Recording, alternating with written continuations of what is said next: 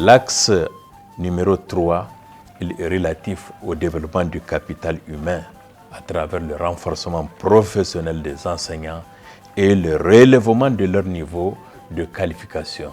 Lorsque nous agissons sur la qualité, il y a plusieurs leviers qu'il faut toucher en même temps.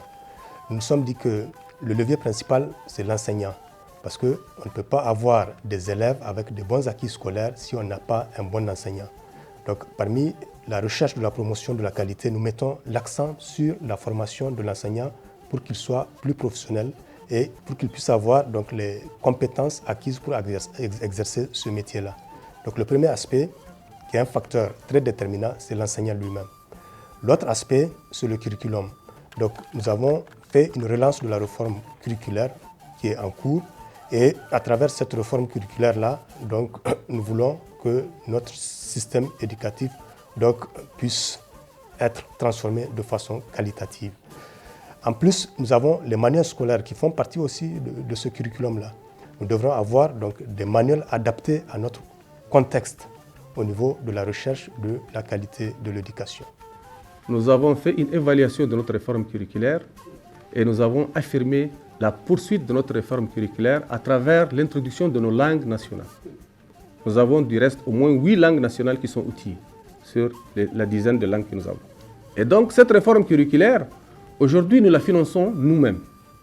Nous sommes passés d'un budget de près de 100 millions à plus d'1 milliard maintenant qui a été inscrit pour cette réforme curriculaire. C'est pour indiquer que c'est une question de souveraineté pour nous. Nous allons nous-mêmes engager notre réforme curriculaire parce que la réforme curriculaire, c'est elle qui va permettre au bout du compte de sortir quel est le type de citoyen nigérien que nous voudrons former. Pour développer un pays, il faut obligatoirement développer son éducation. Et aujourd'hui, à travers tout ce qui se passe comme effort dans le cadre de redresser notre système éducatif, nous ne pouvons que être satisfaits. Vous avez le grand chantier de réforme curriculaire qui est engagé, n'est-ce pas, qui va impliquer l'utilisation des langues nationales de notre pays.